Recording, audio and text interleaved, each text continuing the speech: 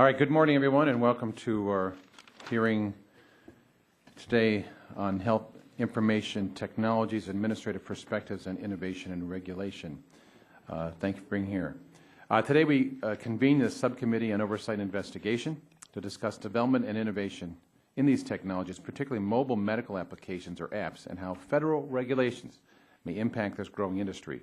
We're joined by two witnesses from the administration, Dr. Farzad Mostashari, and who is the head of the Office of National Coordinator with HHS, and Christy Foreman, who is the director of the Office of Device Evaluation within the Center for Devices and Radiological Health at the FDA. Both of these agencies have been leading the government's response to the rapid changes that new technologies are making to our nation's healthcare system. On March 4th, this committee sent a letter to the FDA on its approach to regulating the rapidly growing market for applications used on smartphones and tablets. With this explosive growth, the use of those apps to monitor health information is growing, as well as increasing in accuracy and technological sophistication. News reports indicate that there are as many as 40,000 medical applications in the market for smartphones and tablets. We're here today to discuss the discretion FDA has in regulating these apps as devices under the Food, Drug, and Cosmetic Act. And over the last few days, we've heard a number of examples of medical apps and concerns from apps companies about whether these apps are devices.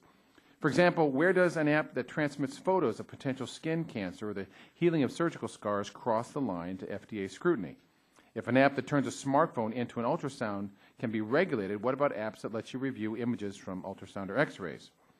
You know, there's been incredible advances in all these things, and we expect to see more. Not only areas of dermatology and use of photos, endocrinology with monitoring blood glucose levels, x-rays with radiology and orthopedics, heart monitors with cardiology, mental status tests with neurology. The list goes on and on. In 2011, the FDA issued draft guidance on how the agency planned to regulate mobile medical applications. The FDA has not yet issued final guidance. To our witnesses from the FDA, over the last 2 days, we've heard from a variety of witnesses and members on both sides of the aisle, and the message was clear. We need final guidance. The developers of these apps in the healthcare industry need certainty. That certainty is also needed because of the tax on medical devices put in place by the new healthcare law. As we've heard this week, a tax on medical devices can make capital needed to develop these apps and new breakthrough technologies more scarce. This can slow innovation. And we're caught in the cycle of the snake eating its own tail, whereby we raise tax on medical devices, thus increasing the costs, and then use those taxes to subsidize the increased costs and offer tax incentives to cover R&D. Doesn't quite make sense, but we want to make sure we're not slowing innovation. So this isn't about scaring people into thinking this tax will apply to their iPhones, BlackBerries, or iPads, but this tax could absolutely halt the development of new apps to run on those devices. Everyone here recognizes the need to balance patient safety and innovation. I hope that today's hearing will provide some certainty in that regard. We'll also hear from Dr. Mostashari on the efforts that have been made by the Department of Health and Human Services to encourage the utilization of health information technology, and particularly the incentive payments that have been made to providers to adapt to new healthcare technologies. Recently, HHS announced that for this year, they hope to have 50% of the physician's office using electronic health records, with 80% of eligible hospitals receiving incentive payments by the end of this year. While the movement to increase use of electronic health records may seem like an obvious choice as doctors and hospital employees become more comfortable with new technologies, as a supporter of health IT, I'm concerned that the promised benefits of electronic medical records have yet to arrive. I personally heard from physicians in my district who struggled to adapt or receive unclear guidance from the agency. A particular concern are complaints that systems in place are unable to share information with other systems. I hope our witnesses today will be able to address these concerns over interoperability. I'm encouraged by the work this committee has done this week. We've had a great dialogue on these issues, and today I hope we'll be able to hear the administration's view on its approach to innovation and regulation of healthcare technologies. I also want to apologize ahead of time. I have another hearing that I have to testify, and I'll be leaving a little bit, but will be taken over by the capable hands of the Vice Chairman, Dr. Mike Burgess. And now I'd like to recognize Ms. DeGette for her opening statement. Thank you very much, Mr. Chairman. Mobile medical apps and electronic health records are developing at a rapid pace, and they have the capacity to transform the patient-doctor relationship, improve healthcare quality, and also to save billions of dollars. And I'm looking forward to hearing from the FDA and HHS about the efforts to integrate these new technologies into the healthcare sector. Dr. Madashari, I want to welcome you, the National Coordinator for Health Information Technology. The 2009 stimulus bill contained billions of dollars to help incentivize doctors and hospitals to implement meaningful use of electronic medical records. That investment has already made a big difference. Since 2009, the use of electronic health records by physicians has doubled from 20 to 40%, and the hospital adoption of electronic health records has more than tripled. More than 230,000 healthcare providers have qualified for payments for implementing the use of electronic health records. Ultimately, the adoption of these records will reduce medical errors, save money, and most importantly, improve the quality of care. Earlier this week, the Premier Healthcare Alliance reported that 333 hospitals in their network had since 2008 saved $9.1 billion and avoided 92,000 deaths by implementing a set of patient-centered quality improvement reforms that was made possible in part by enhanced data sharing and use of health information technology. But the transition to electronic health records is not without challenges, and Dr. Madashari, I'm glad you're here to address questions about the agency's roadmap to help us fully implement health IT. Ms. Foreman, I also want to recommend to welcome you to talk about the FDA's role in regulating and approving mobile medical apps. Mr. Chairman, I've got to admit the discussion of FDA's role in regulating medical apps seems a little redundant. This is the third hearing that has focused on these issues, as we heard.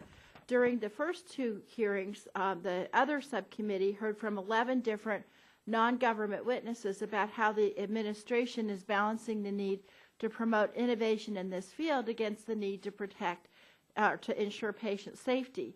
Those witnesses, thankfully, already debunked some of the biggest myths that we have heard from the outside about the FDA's role. Thank goodness the myth of the iPhone tax has now been put to rest. We also learned from the witnesses that smartphones and tablets are exempt from the Affordable Care Act's medical device tax.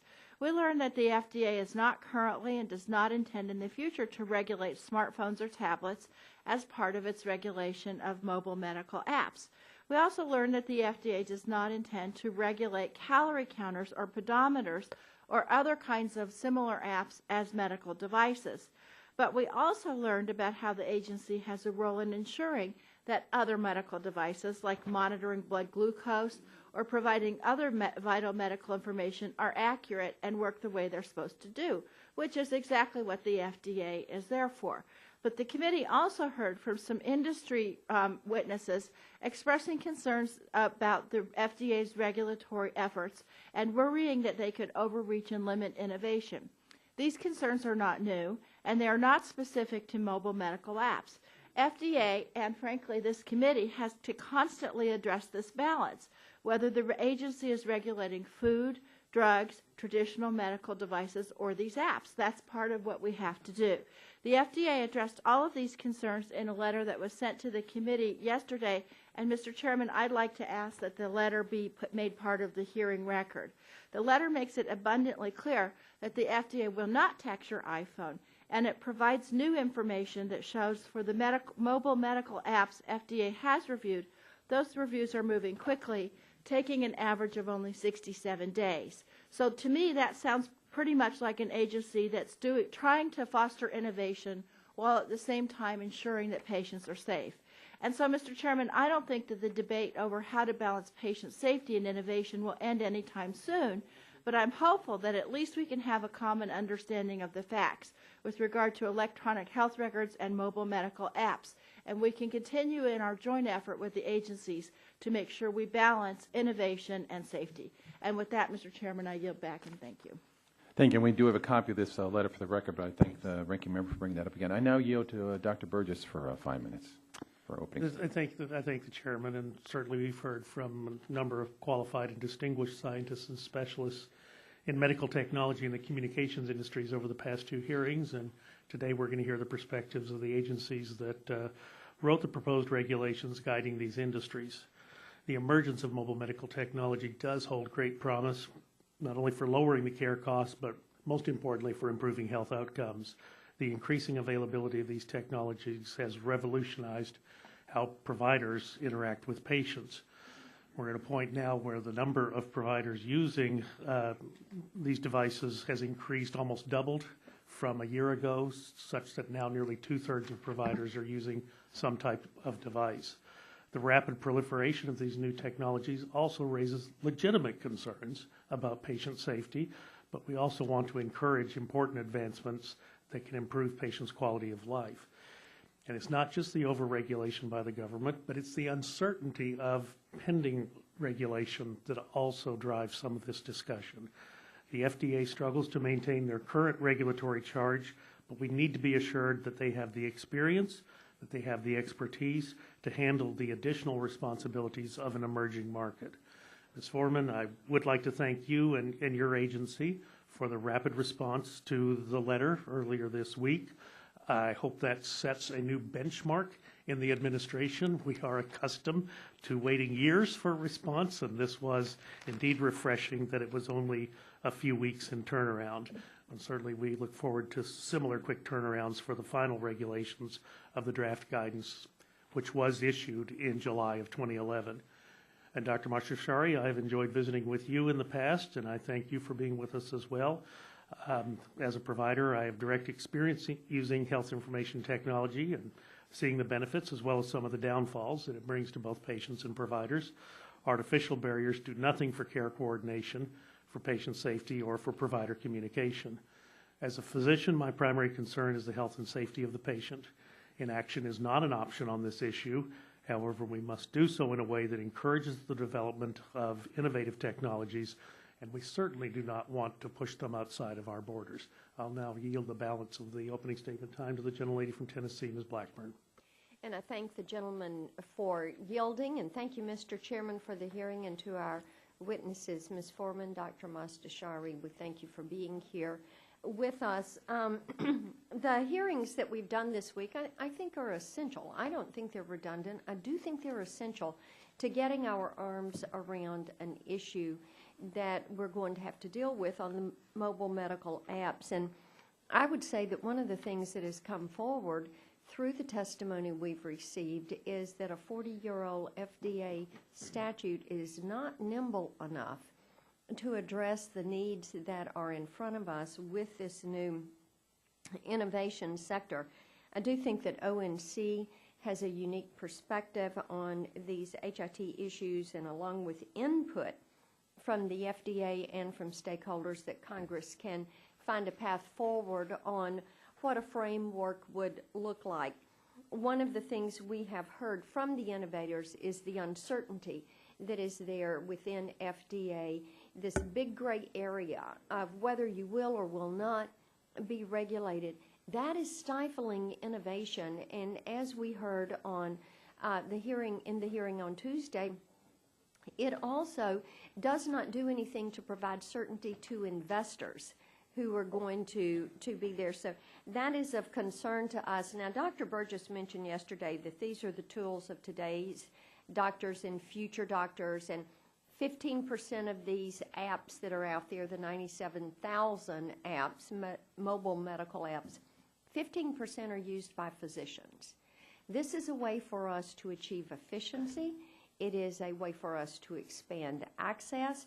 And what we want to be certain is that our innovators know with certainty what their classification would be, how they would be dealt with as an industry.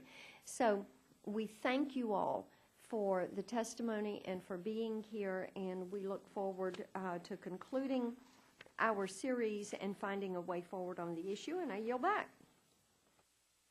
I think I now recognize the ranking member of the full committee for opening statement for 5 minutes. Mr. Waxman. Mr. Chairman, we're here today for the third day in a row to discuss electronic health records and FDA's regulation of mobile medical apps. And I'm surprised at the amount of time and attention given to this issue. I have attended the last 2 days of hearings, and from what I've heard, the members on your side of the aisle seek to answer two basic questions. Question one, whether the FDA is regulating mobile medical apps with too heavy a hand. Is the agency impeding innovation and harming this market by regulating too aggressively or approving mobile medical apps too slowly. This is not a new responsibility for FDA. For over 100 years, the agency has been balancing patient and consumer safety with the need for innovation. In the case of mobile medical apps, the answers that we heard in the first 2 days of hearings indicate little by way of concern. The witnesses told us that they understood the role of FDA and the need for agency regulation and were unable to point out any legitimate examples of apps that FDA was improperly regulating under its draft guidance. Although they had some anxiety about it, they had nothing to point to.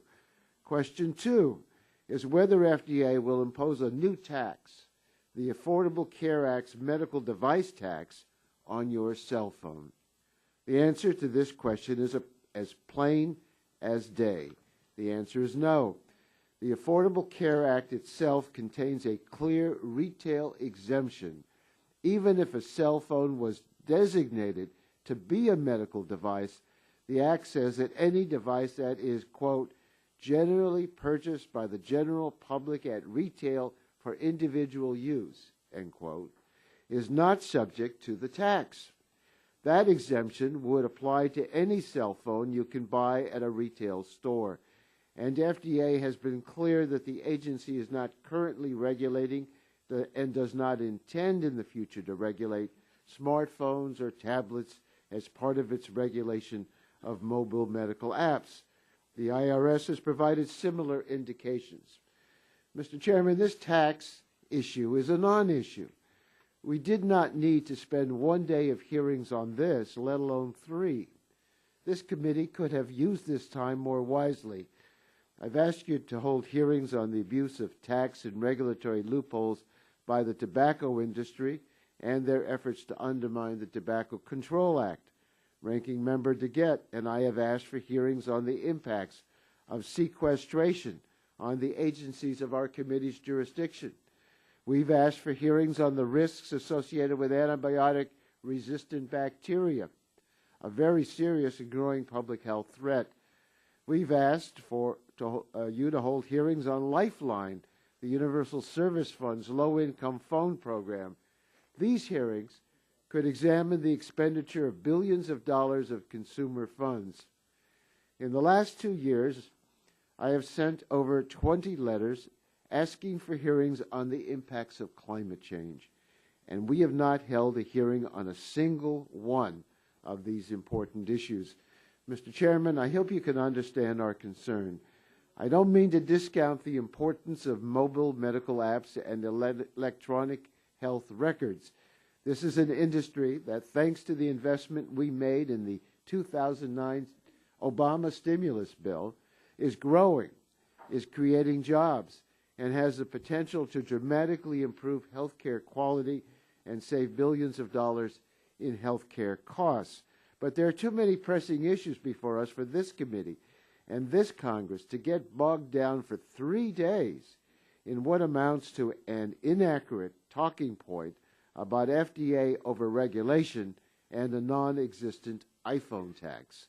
I hope that in the future this subcommittee can use its time more wisely.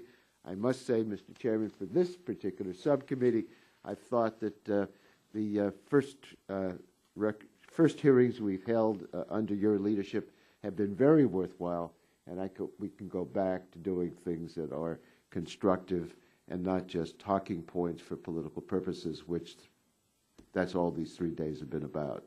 Yield back the balance of my time. Thank you very much, Mr. Waxman. I'd now like to introduce Christy Foreman. She's currently the Director of the Office of Device Evaluation for the Centers for Devices and Radiological Health for the Food and Drug Administration. Before being named to the Director position, she served as the Deputy Director for Science and Regulatory Policy in the Office of Device Evaluations. I'd also like to introduce Farzad Mastashari. He currently serves as National Coordinator for Health Information Technology within the Office of the National Coordinator for Health Information Technology at the U.S. Department of Health and Human Services. Farzad joined the ONC in July of 2009. You are aware that the committee is holding an investigative hearing and when doing so has had the practice of taking testimony under oath. Do you have any objections to testifying under oath? Both witnesses have said they do not. The chair then advised you that under the rules of the House and the rules of the committee, you were entitled to be advised by counsel. Do you desire to be advised by counsel during your testimony today? Both witnesses have said no. In that case, if you please rise and raise your right hand, I'll swear you in. Do you swear that the testimony you're about to provide is the truth, the whole truth, and nothing but the truth? And if someone could work on the volume, I'd appreciate that, true. No, it's feedback from the volume. You're now under oath and subject to the penalties set forth in Title 18, Section 1001 of the United States Code. You may now give a 5-minute summary of your written statements. Ms. Foreman, if you'd like to begin. Mr. Chairman, Ranking Member DeGette, and members of the subcommittee, I am Christy Foreman, Director of the Office of Device Evaluation in the Center for Devices and Radiological Health, or Cdrh, at the Food and Drug Administration. Thank you for the opportunity to testify today. I am pleased to be here to discuss issues related to health IT and to talk specifically about the actions FDA is taking to foster innovation in the field of mobile medical applications, also referred to as mobile medical apps. The widespread adoption and use of mobile technologies is opening new and innovative ways to improve health and healthcare delivery. Mobile apps, which are software programs that run on smartphones and other mobile devices, can help consumers and patients manage their own health and wellness, promote healthy living, and gain access to useful information when and where they need it. FDA believes it is important to adopt a balanced approach to mobile medical apps that supports continued innovation while assuring appropriate patient protections. We also recognize that mobile health application developers need a clear, predictable, and reasonable understanding of the agency's expectations. Now, while many mobile apps carry minimal risk, others can pose significant risk to patients if they don't operate correctly. In some cases, those risks are identical to the risks associated with an already marketed medical device. For example, a mobile app that affects the programming of a drug infusion pump or a CT scanner could lead to a drug or radiation overdose. An inaccurate or malfunctioning mobile medical app that diagnoses skin cancer could delay life-saving diagnosis and treatment. In July 2011, FDA issued a draft guidance announcing our intention to exercise enforcement discretion for most mobile apps. The guidance also clarifies that the focus of our oversight will be a small subset of mobile apps, which we refer to as mobile medical apps. These are apps that meet the definition of a device in the Federal Food, Drug, and Cosmetic Act and that are either intended to be used as an accessory to a regulated medical device or transform a mobile platform into a regulated medical device. Just as importantly as what our policy proposes is what our policy does not propose. It would not regulate the sale or general consumer use of smartphones or tablets. It would not consider entities that exclusively distribute mobile medical apps, such as the iTunes App Store or the Android market, to be medical device manufacturers. It would not consider mobile platform manufacturers to be medical device manufacturers just because their mobile platform could be used to run a mobile medical app regulated by FDA. It would not require mobile medical app developers to seek agency reevaluation for minor iterative product changes.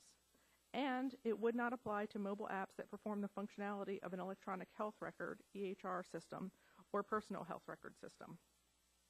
We have received more than 130 written comments on our draft guidance. The commenters have been overwhelmingly supported our narrow, tailored, risk-based approach, which we continue to receive many inquiries from industry stakeholders who are eager to see this guidance finalized.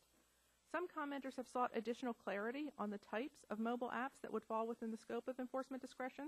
Our final guidance will provide that additional clarity and examples.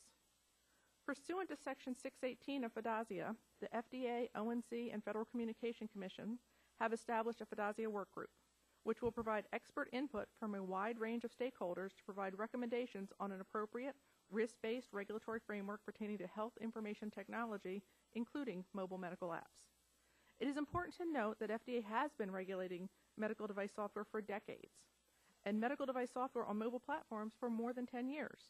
We have reviewed approximately 100 mobile medical apps, including remote blood pressure, heart rhythm, and patient monitors, and smartphone-based ultrasounds and glucose meter. We recognize the importance of using a balanced, transparent approach that fosters the development of innovative mobile medical apps while ensuring appropriate patient protections. We intend to strike the right balance by providing a risk-based, focused approach to the oversight of a small subset of mobile medical apps that present a serious potential risk to patients if they do not work as intended. We believe that focusing the agency's oversight will encourage the development of new products while also providing appropriate patient protections. Thank you for the opportunity to testify today about issues related to health IT, including mobile medical apps, and about the actions FDA is taking to foster innovation. Mr. Chairman, I commend the subcommittee's efforts and am pleased to answer any questions the subcommittee may have. Chair thanks the witness. Recognize Dr. Mostashari, 5 minutes for your opening statement, sir. Dr. Burgess, Ranking Member DeGette, distinguished subcommittee members, thank you for the opportunity to appear today on behalf of the Department of Health and Human Services. My name is Dr. Farzad Mostashari. I'm the National Coordinator for Health Information Technology. In 2009, HITECH was enacted as part of the American Recovery and Reinvestment Act. HITECH provided the resources and infrastructure needed to stimulate the rapid nationwide adoption and use of health IT, especially electronic health records, or EHRs. HITECH is working. The CMS Medicare and Medicaid EHR Incentive Program, the ONC-led certification program for EHRs, as well as the hands-on technical assistance provided by 62 regional extension centers, or RECs, across the country, are critical in facilitating unprecedented progress in EHR development, adoption, and use. There are now over 1,700 unique products produced by nearly 1,000 EHR developers and certified by one of 5 ONC-accredited private sector certification bodies. Adoption of EHRs has doubled among providers and more than tripled in hospitals. Electronic prescribing has increased 7-fold. RECs have signed up more than 130,000 primary care providers and over 30,000 practices. As of February 2013, more than 230,000 providers, nearly 43% of the nation's eligible professionals, and over 75% of eligible hospitals have earned payments for meeting the initial requirements of the EHR incentive program. Recognizing the need to strike a balance between the urgency of modernizing our healthcare system and the pace of change that can be safely absorbed, CMS and ONC have developed the incentive program in stages. Each stage is designed to add increased and advanced concepts. Published in July 2010, the Stage 1 final rules focused on functionality that support the electronic capture of data and its use to improve patient care, enhance care coordination and population health management, and increase patient and family engagement. The final rules for Stage 2 were published in September 2012 and represent an important next step with a focus on increasing standards-based health information exchange between providers and with patients. Even as we work to bring data and data tools to doctors and hospitals, we've also been encouraged by the pace of progress in the domain of consumer e-health tools. Increasingly, people are literally taking their health into their own hands. Mobile phones can be an incredible tool for empowering consumers to take control of their health, their care, their healthcare finances. And as we all know, more engaged consumers get better outcomes. ONC's strategy in consumer e-health is to work with partners to increase patients' ability to access their own health data, to increase the use of this data for actionable apps and services, and to shift attitudes around patient empowerment. However, we recognize there are risks as well as benefits to any technology. We must carefully balance the need for the widest possible innovation with protection of patient privacy, security, and safety. Over the past 4 years, we've worked with FDA and other departmental agencies on a risk-based approach to health IT that promotes innovation and avoids regulatory duplication. ONC advised FDA on the draft guidance for mobile medical apps. Where it concerns EHR technologies, FDA has advised us on a health IT patient safety action and surveillance plan, the draft of which was released on December 21st, 2012. The draft plan prescribes actions that all stakeholders can take within their existing authorities and resources, including safety requirements related to user-centered design, quality management systems, and easier reporting of adverse events in ONC regulations, use of ONC-authorized testing and certification bodies to collect complaints and conduct surveillance, working with developers to establish a code of conduct, working with AHRQ and patient safety organizations to improve aggregation and analysis of reported events, and working with CMS to train surveyors and use health IT to assist investigations. ONC has received public comments on the draft plan, and those comments have been generally favorable. On February 20th, ONC, FDA, and FCC announced the formation of the Food and Drug Administration Safety Innovation Act work group under ONC's Health IT Policy Committee to provide expertise for the development of a congressionally mandated report on an appropriate risk-based regulatory framework pertaining to health IT broadly, including mobile medical applications that will further promote innovation, protect patient safety, and avoid regulatory duplication. We are now in the process of reviewing nominations. New technologies, including health IT and mobile applications, offer great promise to improve the quality of care and bring down healthcare costs. This doesn't happen overnight. To truly transform delivery, healthcare providers must also redesign workflows and re-engineer care. Payments must promote value over volume and care that is better coordinated and safe. Implementation of any program of this scale and complexity will inevitably include challenges. But by working within an open and transparent process, and in partnership with our public and private sector stakeholders, we can build on this strong start in bringing better care to all Americans. Thank you. I thank the gentleman for his testimony. Before we start members' questioning, I do want to stress the importance of the members' questions and the importance of getting direct answers from all of you all. The importance of this questioning is reflected in the fact that the committee recently changed rules to limit member opening statements to provide more time for testimony and questioning. In order to make the question and answer period as productive as possible, I ask that you answer the questions in as direct a manner as possible. Some members will ask yes or no questions, and I ask that you limit yourself to a yes or no answer. I thank you in advance for your understanding. I'll now yield myself 5 minutes for the purposes of questions. That's not part of the rules. Would the chairman allow a question at this point? Is that part of our committee rules? Stop the clock. Yes. Yeah, part of the committee rules as adopted in the committee was to limit the opening statements. Dr. Burgess? But not the whole rest of the stuff you said. Dr. Burgess, I've been in this Congress for 8.5 years, not as long as you have, but I've never, ever, ever heard of a rule such as that. It's not a rule. Thank you. Well, let me direct it as a courtesy then to the members of the committee that we keep our answers direct into the questions at hand. Yield myself 5 minutes for questions. Now, we're here today, of course, to discuss the issue of the guidance that was produced in July of 2011. You proposed, Ms. Foreman, you proposed that the FDA proposed its mobile medical apps policy would not regulate the sale of general consumer or the use of smartphones of tablets. And certainly today we thank you for the certainty. Will the final guidance definitively say that the sale or general consumer use of smartphones or tablets will not be regulated by the Food and Drug Administration? So it is not the agency's intent to change that position in the final guidance.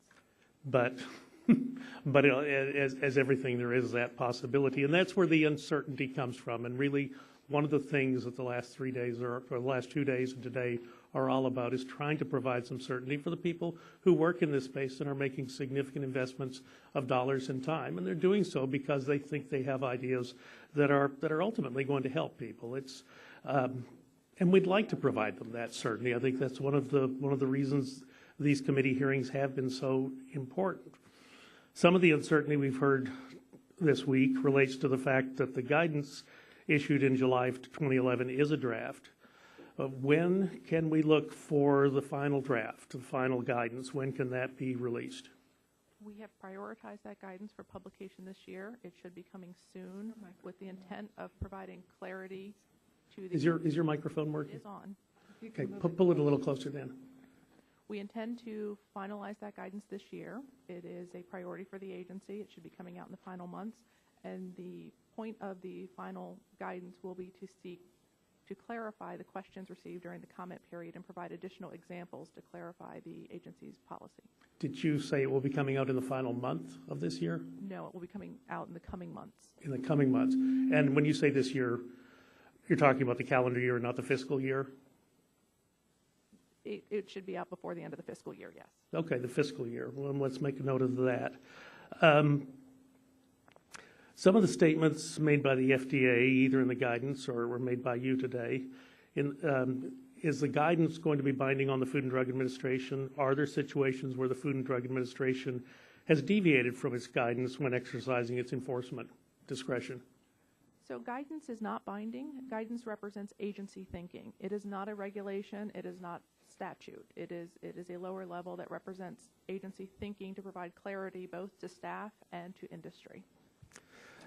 And again, I do want to, just for the record, thank you for your rapid response to that letter. Again, I do hope that sets a new standard for the administration replying to letters from this committee. Historically, it can take some time to get questions answered, but these are important questions. These are questions not asked in a partisan manner in any way, shape, or form, and really trying to advance the science and the knowledge.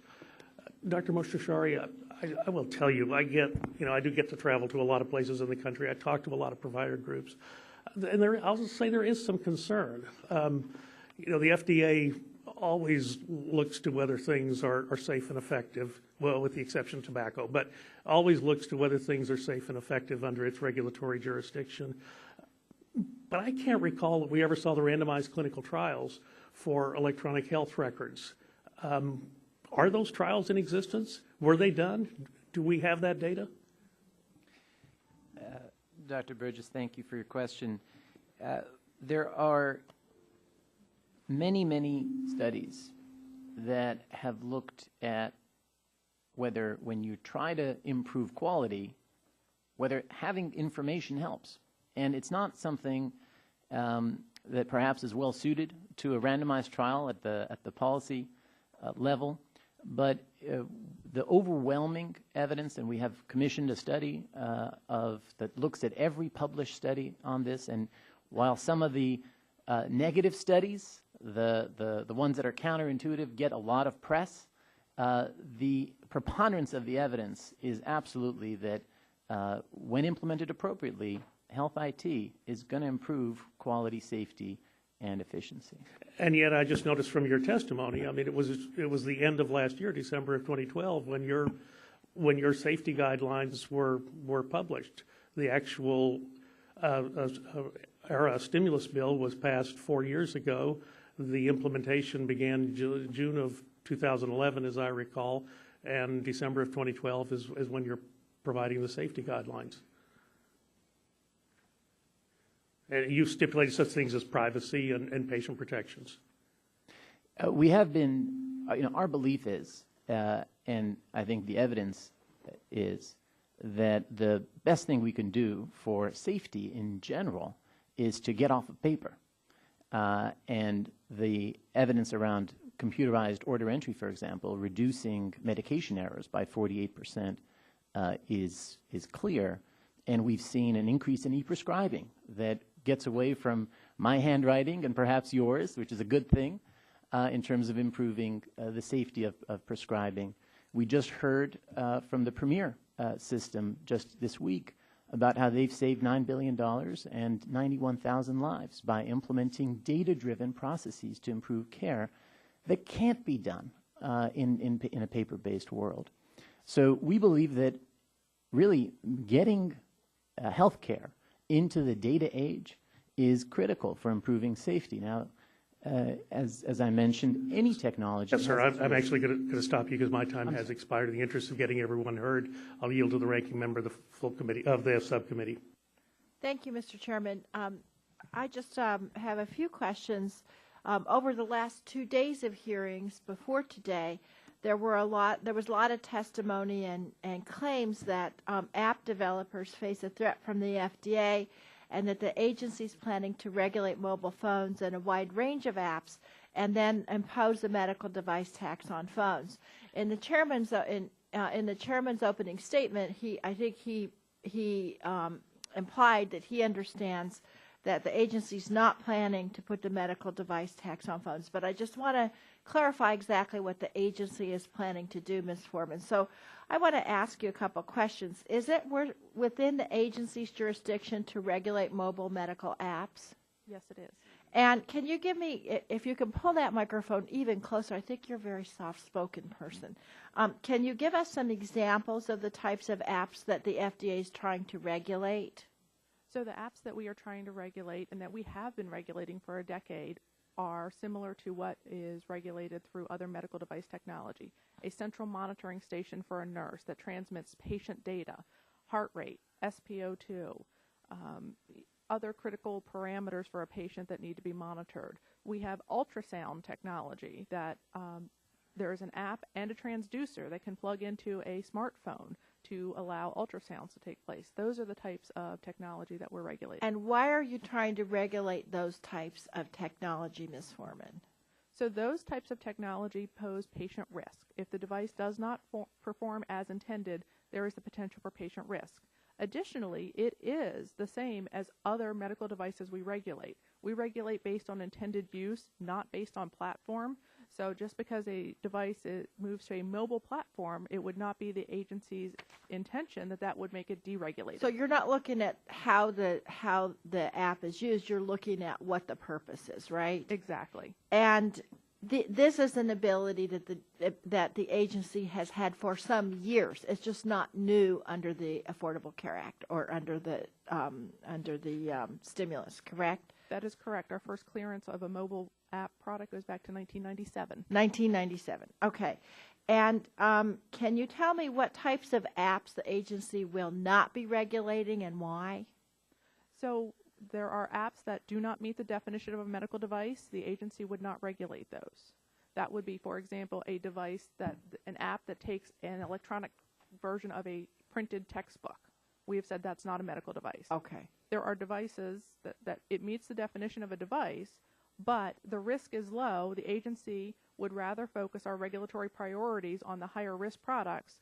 So devices for maintaining a healthy lifestyle that help with pedometers. Exactly. Yeah. We would not put regulatory oversight priorities into those products. Okay. Now, in a different subcommittee the other day, members of the industry also agreed with what you're saying. Qualcomm's representative testified at that hearing, quote, "The FDA is squarely within its jurisdiction, and we took a lot of their initial actions as a very promising indication to the industry at large that they were willing to work with all of us," end quote. So, Ms. Foreman, I want to ask you, what are you doing to make sure that the agency doesn't overreach when regulating these devices and using the standards that you have set forth?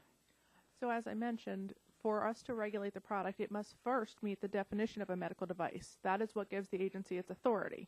But for all of the products that meet the definition of a medical device, we have actually narrowed our focus to a small subset of those. So we are actually refining our regulatory approach rather than overreaching.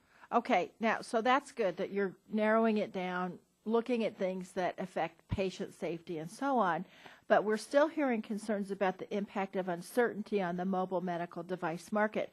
Can you tell me what the agency's doing to eliminate this uncertainty for investors and developers? So we believe finalizing the mobile medical apps guidance is the first step in eliminating that uncertainty. That guidance will provide clear, transparent, and predictable messaging regarding mobile medical apps. And that's the guidance that you told Mr. Burgess that you were planning to issue by the end of the fiscal year, right? Correct. Now, also we've heard concerns about the effects of FDA-induced delays on the mobile medical device market. Now, how do you respond to those? So we looked at our performance over the last 3 years, which we believe gives a contemporary performance. On average, it takes the FDA 67 days to review a mobile medical app. That's well within our statutory time frame of 90 days for the 510K process. All mobile apps we've seen thus far have been in the 510K process. And you're going to continue that effort? For the most part, yes. Thank you. Mr. Chairman, I had referenced the letter from the FDA in my opening statement. It asked for inclusion in the record, and the chairman said he had received it, but I don't believe he agreed to my unanimous consent request to put it in the record. So I'd renew that request. I also received it, and I accept your unanimous consent request, so ordered. Thank you so much. Chair recognizes Mr. Johnson from Ohio, 5 minutes for the purposes of questions, sir.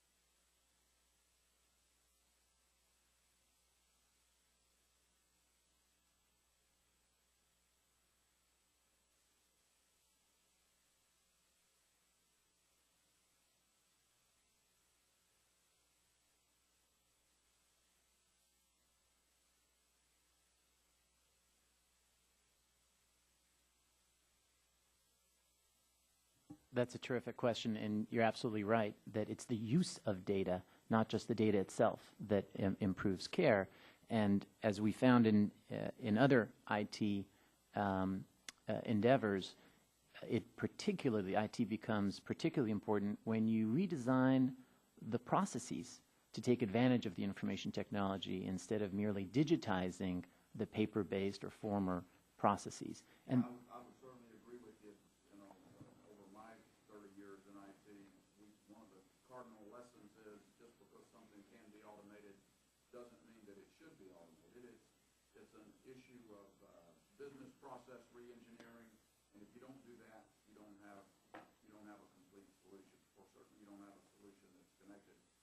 So who's developing the architecture that tells our healthcare providers and our system how this is all going to fit together? We have developed that roadmap that you speak of, and it's an incremental roadmap, as you mentioned, through the stages, and it begins with making sure that we have data, because until you have data, you really can't see what you're doing. You can't have accountable care if you can't count.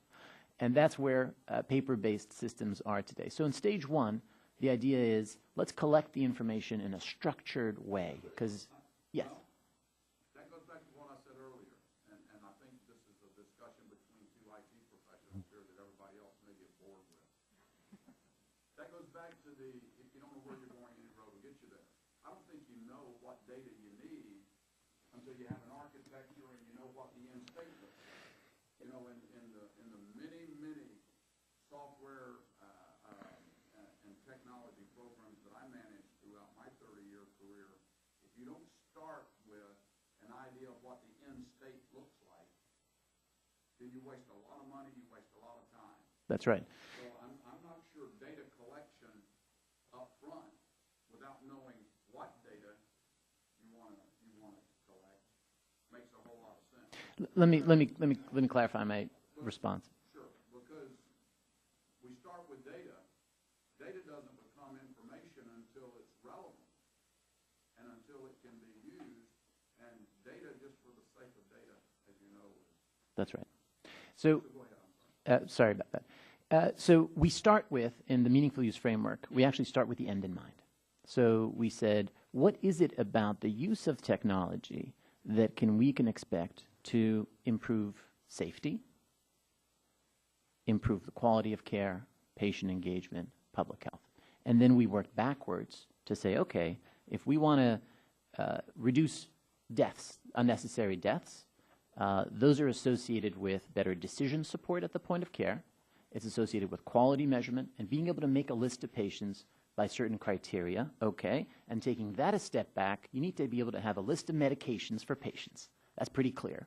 You need to have a list of their problems and diagnoses. You need to know their allergies. You need to know their laboratory values. You need to know their blood pressure and smoking status. And it was those data elements, recognizing that as the system evolves, there will need to be flexibility and the ability to extend that framework and add, in the next iteration, devices, for example.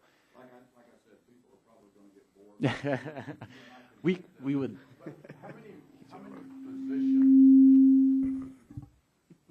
many positions have been involved in the development of this roadmap and the kind of data that they need to? We have one of the, I think, hardest working and most respected federal advisory committees in government. There are certain statutory representations on that. The House majority and minority leaders appoint members to the policy committee. The Senate minority and majority leaders, the comptroller general. It's a. Sorry. The chairman is making that known. So thank you for your answer. I'd love to talk to you more. And the gentleman may request that answer in writing, and I hope that he will. Chair recognizes Will do. now Mr. Waxman, ranking member of the full committee. Thank you, Mr. Chairman. Ms. Foreman, we've heard a lot of allegations over the last few days that FDA is intending to regulate everything and anything digital or online that has any relation to health care. But the facts seem to be very different. I know you've attempted in your testimony, as well as in the 2011 draft guidance, to allay concerns about the scope of what FDA intends to regulate.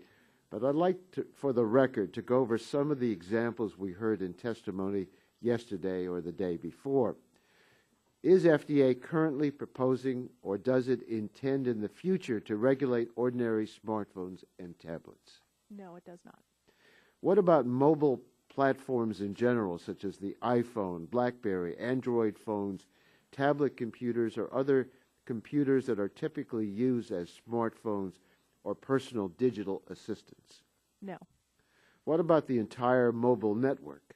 No. Each new mobile device released on the market? No. All health IT? No. An iPad application to help track the number of steps walked per day? No. An iPad application that reminds one that it's time to refill a prescription? No. Software that enables a physician to search a medical textbook? No. Apps to allow parents to access online services such as personal health records to document procedures their baby has undergone and drugs their baby was given? No. I don't think you can be any clearer. FDA has established limits on what it can and cannot regulate in the mobile device market, and I appreciate you walking through these limits. While I know that IRS, not FDA, implements the tax code, I'd like to ask you a bit about the recent claims that mobile platforms will be taxed under the Medical Device Act. Under the new medical device tax, will smartphones and iPads now be taxed as medical devices?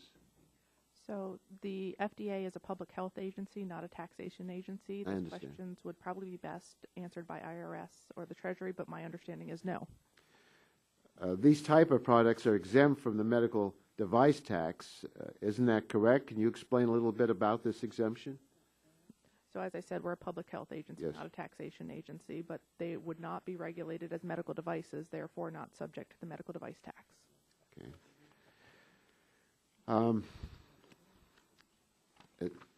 As I understand it, they'll be exempt because FDA will not define them as a medical device. And even if you did define them as a medical device, they won't be taxed because they will qualify for the retail exemption.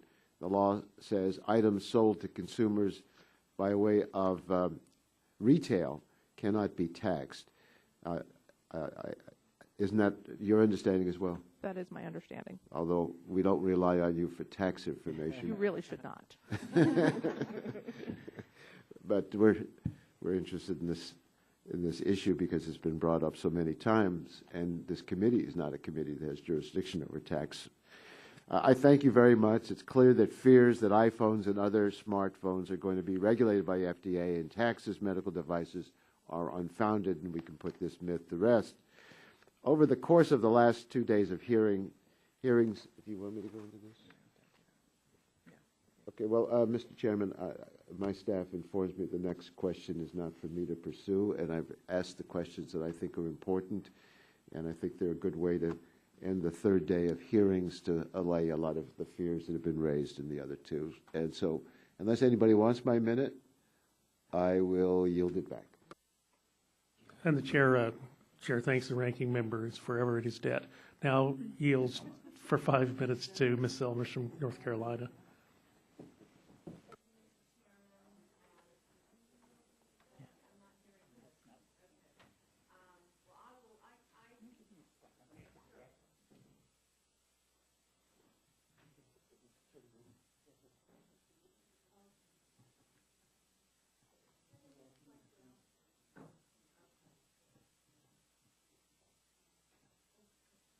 Okay, thank you, and Dr. Mostashari, good to see you again. We've worked together many times on this issue, and there again, thank you for coming. Thank both of you for coming to testify today. You know, one of the things, and I know we've discussed this in the past, is really the cost to physicians who are small business owners. And as important as we all know health information technology is, the cost being passed on to them, there are estimations of $15,000 to $70,000 for the cost of implementing IT. Also, there's the issue of the physician really being taken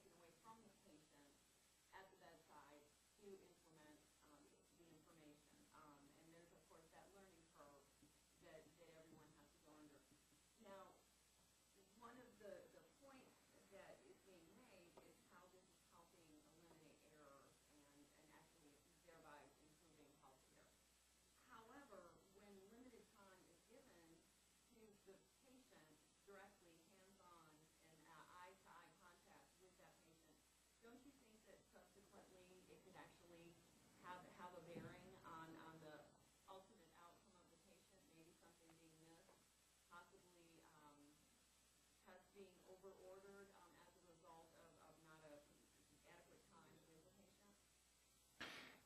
Overall, we actually have data from the National Center for Health Statistics where providers report that EHRs have, in their estimation, produced clinical benefit for their patients.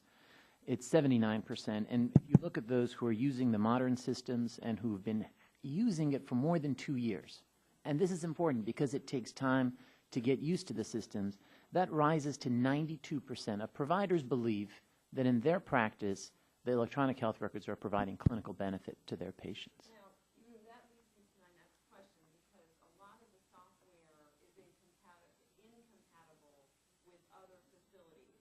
So software that one physician may be using may not be the same software another physician, or the physician and the hospital not using the same.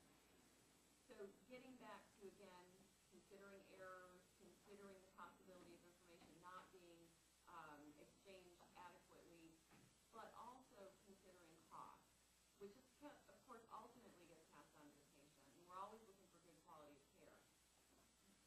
What is going to happen when we are trying to integrate all those systems? Is this cost then going to be passed on to the physician again, and having to bear the brunt of that expense? Making sure that the patient information is available when and where it's needed is one of our top priorities. And we could have, as some countries have done, have said, we're going to solve that problem by the government's going to buy the EHR system for the whole country. That's not the way we do things, right? We said the people who are best suited to make those purchasing decisions are the hospitals and doctors who have to live with the systems. But in order to make sure that they can talk with each other, then we need to have some standards. We need to have a certification program, and to evolve that certification program and to create consensus, industry consensus, private sector consensus around how we can have one doctor choosing one system, the other choosing a different system that meets their needs, but having those systems be able to talk to each other. That's the approach that we've taken, and the certification criteria for 2014 put a big step up in those requirements. Thank you, Dr. Mastashari. Ms. Foreman, I do have a couple questions. We continuously were talking about, one, the FDA regulations issue, which is very important, but also the tax on medical devices. In your opinion, or has the FDA looked at this as an issue that it might actually be stifling some of the innovation moving forward with having a tax on medical devices? So as I said, we're a public health agency. Our decisions are governed by public health.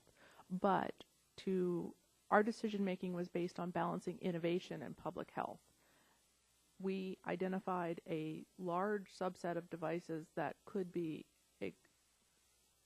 under enforcement discretion without our regulatory oversight.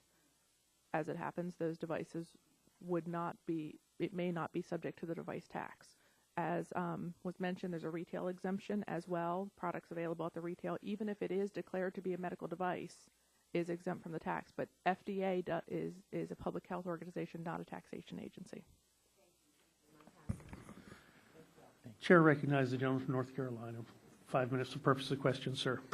Thank you, Mr. Chairman, and I thank both of you for your testimony here today. Over the course of the last 2 days of hearings, and actually in Ms. Foreman's testimony here today, we have learned that FDA has proposed regulating only a very small subset of mobile applications. FDA's draft guidance states that the agency will only look at those mobile apps that are essentially acting as a medical device or as part of one. The guidance also explicitly exempts many of the apps that my colleagues on the other side have been trying to scare people into thinking FDA was going to take over, things like electronic PDRs and electronic health records. And that seems like a very reasonable approach to me. But I want to learn more about exactly what kind of regulatory burden we're talking about, even with this small subset of applications that will be regulated as devices. I know that an FDA-regulated medical device may fall into one of 3 tiers. We've heard about that. Class 1 devices are the least risky devices, while Class 3 devices are the most risky. And so let me start with Ms. Foreman. Ms. Foreman, can you briefly elaborate on these 3 levels of device oversight and explain what responsibilities a device manufacturer has under each of these levels? Certainly, I'll start at the bottom and work up. Right. So if the device is a Class 1 device, which the small subset could have devices that meet the Class 1 definition of a medical device, they are not subject to agency pre-market review. They are subject to meeting registration and listing requirements as well as the quality system regulation, making sure that they've manufactured the devices properly. Moving up to Class 2 devices, they have to meet those same criteria, registration, listing, quality system, but they also need what's called a 510K or a pre-market notification. That application would allow the agency to review and clear the device as equivalent to another device on the market. There's a user fee associated with that. It's just under $5,000. However, if it's a small business, it's half of that. If they make significant modifications to the device, they would need a new 510K, but as I've mentioned, we plan many of those iterative changes to not require new submissions of 510Ks. If we move up to the next level, Class 3, that requires a pre-market approval application. To date, we have not found a mobile app that would fit under that bucket. Not saying that in the future it wouldn't be possible, but we have not seen that yet. So essentially what you're saying is that a Class 1 or 2 device doesn't have to do all that much in terms of pre-market clearance, while Class 3, if there is one, sounds like it may be subject to more stringent requirements if one evolves. Correct. Is that correct? Correct. Okay. Now, which level of regulatory oversight will most of these medical applications fall under? Class 1 or Class 2? Class 1 or Class 2. And you don't know of any Class 3 existing at this moment? I do not. All right. Now, Ms. Foreman, there were also some assertions yesterday that FDA lacked the expertise to regulate mobile applications. Your testimony states that you have regulated medical device software for decades and mobile apps for more than 10 years. Can you elaborate on FDA's experience regulating in this area? Absolutely. This is not new for the FDA. We've been regulating software and mobile apps for some time. When we do our review, we actually bring together two different sets of expertise. There's the software expertise that we have software engineers who will review the software information to make sure that it was developed properly. That's coupled with a clinical review because the app is intended for a medical application. So, for example, if you take an app to view a radiology image on a smartphone, the software reviewer can make sure that all of the technical specifications happen properly on the smartphone. But what we will bring the clinical reviewer in to look at is, so if we view an image on a smartphone, can we actually detect cancer with the same level of sensitivity and specificity that we would on a large view station? So you can zoom the image, you can pan, you can look at it that way, but is there a difference between looking at the whole image versus pieces of the image to make sure that patient safety is not compromised, because you don't want somebody to have undergone radiation for a diagnostic purpose and then that purpose is there's a false negative or a false positive. Can you finally address how you plan to keep up with the world in which so many apps are already on the market and so many new ones are coming out every day? How are you going to keep up with all this stuff? So as we mentioned, part of keeping up with it is prioritizing our focus. So we are prioritizing our focus on the small subset. We get about 20 a year. Right now we're getting less than 20 a year. That is actually in our 510K inventory. That is about 0.5% of the medical device applications that we review. And keeping up with technology is something that we are always faced with. So that's why we bring on competent staff, and we make sure we try and provide training opportunities for those staff so that they can continue to stay abreast of the latest technology. Thank you. My time has expired. Gentlemen's time has expired. I'm advised that votes have been called. We'll try to go and get through as many of the panel as we can. Recognize the gentleman from Missouri. 5 minutes for questions. Thank you, Mr. Chairman, and thank you all for being here today. Director Foreman, have a question for you as far as current FDA risk evaluation and mitigation strategy, REMS for short.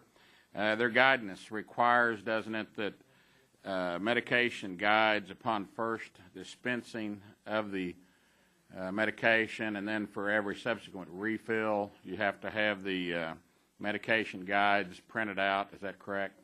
So I'm going to apologize because REMS is a provision implemented by Cdrh, our Center for Drug Evaluation and Research. So that's really outside of my area of expertise in the Center for Devices and Radiological Health. Okay. Who should I go to to answer that question? Who should I? Cdrh is headed by Dr. Janet Woodcock.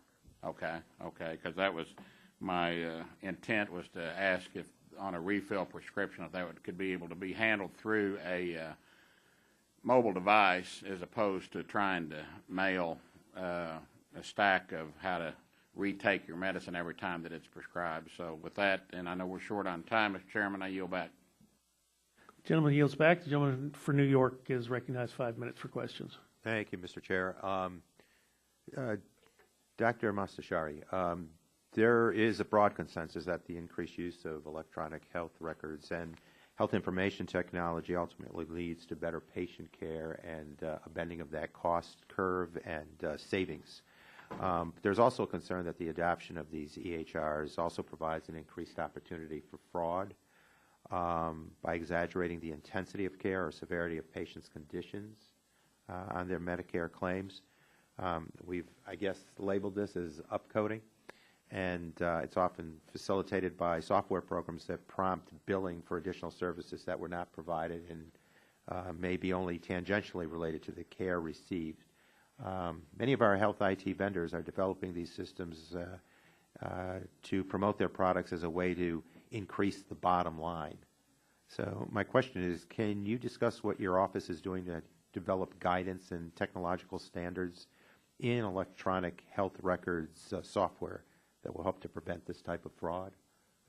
Yes, thank you for the question. I want to make one thing very clear, which is that if there is documentation of care that did not occur, that is fraud. And CMS and the Attorney General and the Secretary of Health have made it very clear that we will not tolerate fraud. And the electronic health records provide increased tools also on our side to be able to better investigate and prosecute a fraud should it occur. There are always those who will attempt to defraud the system, and I think this administration in particular has been very successful at and has had record prosecutions and recoveries under that. But I think your question gets to also issues where it's not explicit fraud, and those are more complicated situations. I think some of the analysis that's been done looked at patterns of coding intensity over the past decade. Before the first meaningful use payment check ever went out, for a decade there's been this creep towards higher intensity codes. CMS, this is not a new issue for CMS, and they have ways of dealing with shifts in these patterns. But the electronic health records that were formerly predominantly used for documentation and billing purposes before meaningful use, that may have been part of the business case for them. I think that our challenge is twofold. First, to make sure that we get the broadest possible input on ways that we can mitigate any possibility of the record systems themselves inducing inadvertent violations. The second is to make sure that the systems meet the needs of the future, which is, as I think there's broad consensus, means moving away from paying fee-for-service based on documentation and more towards outcomes and value. Thank you. And what lessons can be drawn from the implementation of EHRs nationwide from the VA's long successful track record with VISTA, their Veterans Health Information System and Technology architecture program, specifically in terms of interoperability and usability of records? It's interesting, following on your previous question, one of the groups that had the most experience with the perils of copy and paste was the VA, which even though there was no billing incentive, it was convenient to carry forward notes from before, and it resulted in it's not a billing issue, it's a clinical documentation issue where it wasn't easy to understand. If you practiced at the VA, sometimes you saw notes that were copied forward and forward and forward, and it wasn't good for clinical care. You couldn't understand what was really going on with the patient in this visit. And the VA has done a lot, working with clinical leadership to say, how can we improve the quality of the clinical documentation and the usability of the systems?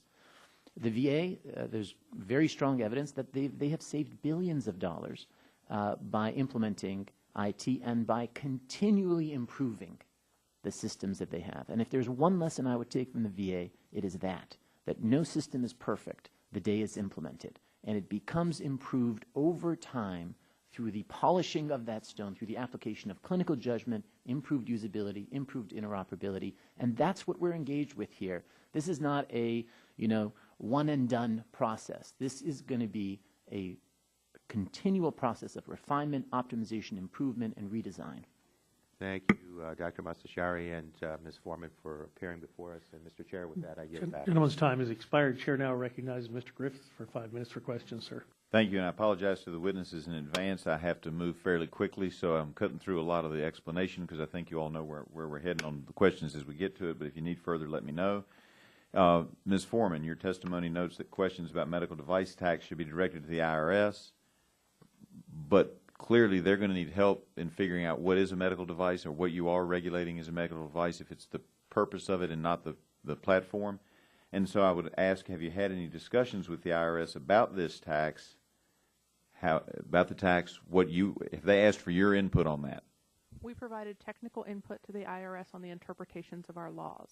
The way it was implemented is that if a medical device lists, it would be subject to the tax. And can you provide us with a copy of what you gave the IRS so we can take a look at that to the committee? Not today, but subsequently? I can look into that. Okay, thank you. And has the FDA done any analysis on the impact of the tax, either in dollar figures or the number of manufacturers it will have an impact on?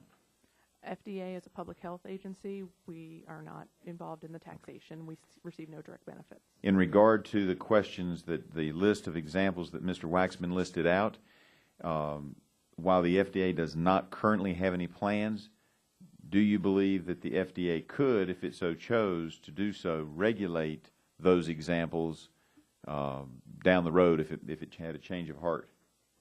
So if the device meets the definition of a device as defined in the Food, Drug, and Cosmetic Act, we could. We have no intent to. The only thing that would change our mind is if there was a strong safety signal that we became aware of a device that we were not regulating appropriately under enforcement discretion by not regulating it.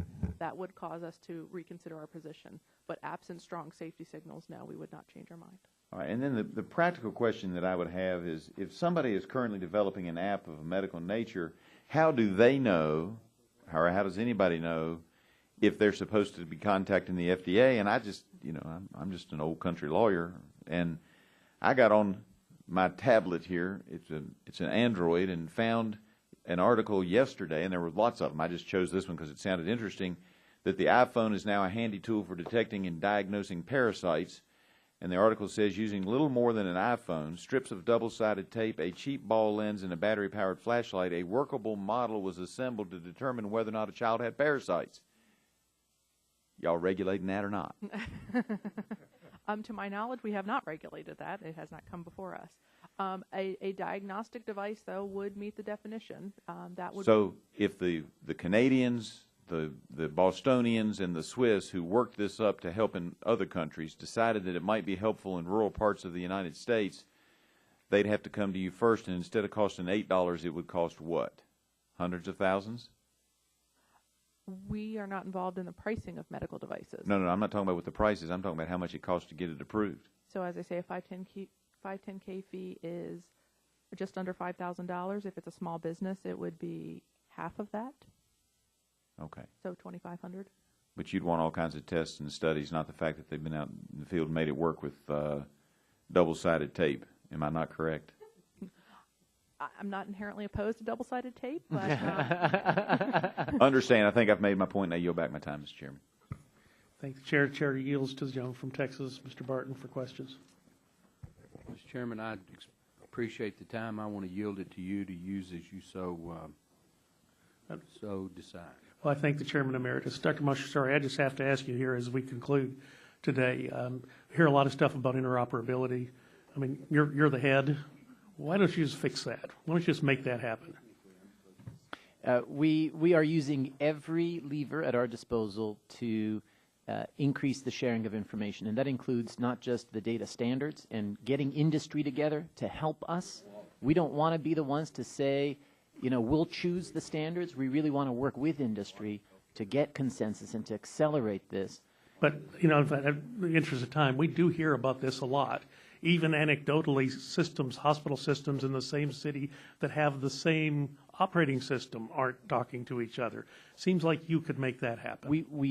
The 2014 certification criteria, Dr. Burgess, I would be happy to go into great detail with you, but they are a big step forward, and I believe that hospitals and doctors around the country will see a palpable difference once those certification criteria are in place.